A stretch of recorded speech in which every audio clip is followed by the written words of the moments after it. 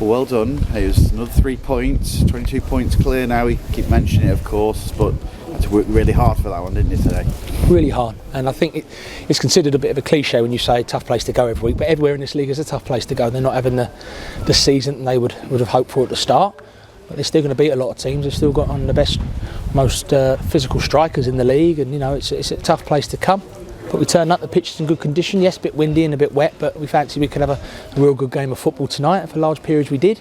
A bit disappointed with the goal we conceded, but to show the character, to keep playing our way, to get the winning goal, especially after missing the penalties, a credit to the players. That was, Chesterfield looked pretty comfortable in the first sort of 20 minutes or so, didn't they? But we had to get worked really hard by Dagenham there. I think that's the thing, Paul, which is a credit to everyone, is that it looks comfortable, but everyone's really focused on the pass or the dribble. We know we don't ever take things for granted. We know at any minute we could lose the ball, clearance could happen, and Effiong's in and goal like early on. Harry Tyre made a great save, didn't he? Very similar to Eastleigh on Saturday. So we do rely on our goalie.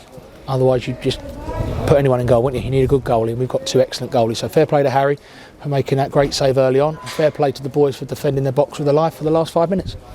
Were you impressed with the side in the second half that they didn't lose heart, having obviously conceded a goal, missed the penalty, kept going, and then eventually got the reward?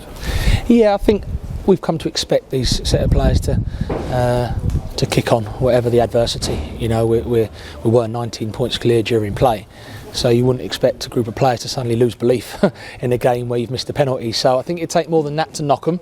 But you're right with what you're saying. I get the gist of what you're saying, Paul. Is it 1-1 when the rain's coming down and you feel a bit of momentum from the home support, that you stay strong and you go the worst way is, okay, we've missed the penalty, we don't lose this game, we go 20 points clear. But that hasn't been our mantra, is it, this season? It's if you're drawing, can we go and win the game at all costs? And to be fair, that the back lads know that, the goalie knows that. They know that sometimes they're expected to defend 1-for-1.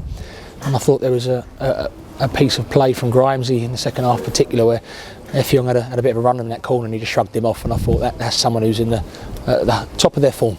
Yeah, I think James Grimes has mentioned that he's been doing a bit of work pre-season and he's sprinting and everything. And he certainly showed that in that particular challenge, didn't he? Yeah, and I think all over. They're such a fit set of lads. When I played in this league many years ago, we weren't as fit as them. Believe me, we were a long way off. So they're proper athletes nowadays. And most teams are in this league, but we're super fit. So that's a credit to the training methods and the fitness department. But also credit to the lads, because they're focused. And I think you could see it once again, like I always say, from the low-key celebrations after.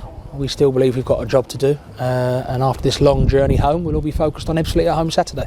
3-3 now for James Berry. I mean, it's impressive stuff following in from that effort from Ollie Banks. Great finish, really good finish. We spoke to Ollie before the game and others in midfield to say a bit of the conditions and the pitch, and let's have some shots from distance. And they took that information on board.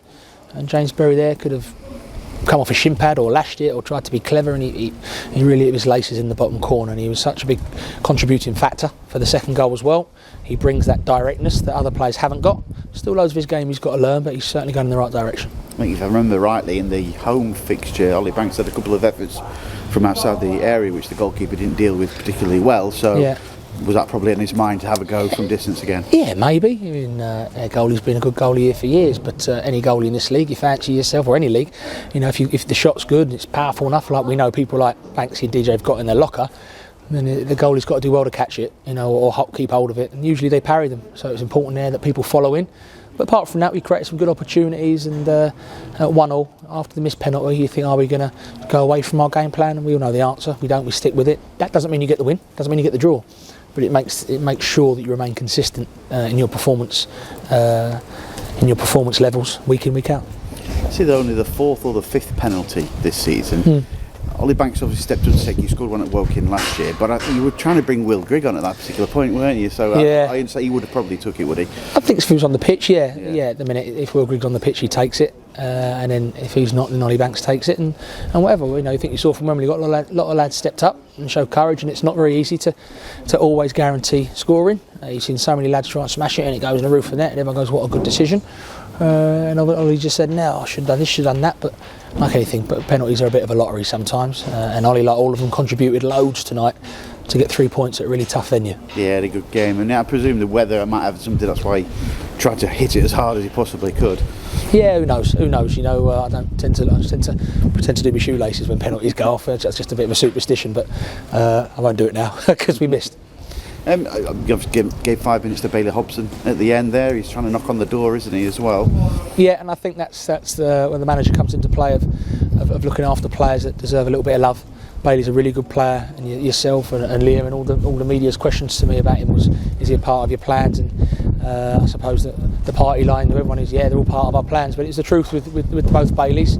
Lawrence is different because he's obviously there at the end of the season now at Crawley, and Harley's loan's finished now at Kingston, so we'll see what happens with him now. But in terms of both Baileys, I thought they're excellent. But your question about Bailey Hobson, he's such a hungry lad, he's very humble, he wants to learn, he wants to improve, and I tell you what, when you put him on that pitch, one thing you know he's going to do is run for the team. Yeah, just confirmed that Harley Curtis is back with the club now, is he, after his... Because I know he hadn't been involved last couple of games, has he? Yeah, I don't think they'll be renewing his loan at Kings Lynn. Obviously they're in a tough time, but hopefully Harley's gained some... Well, I know he has. He's gained a bit of game time down there, and we'll probably touch base with him Thursday. And how close are Colclough and Freckleton to in training? Yeah, Frex will definitely be back in training with us Thursday and available for selection at the weekend. Whether we feel that the time he's had out is a bit too soon, that's another matter, but he's back. Coco not yet. Thanks. No worries, Paul. No worries.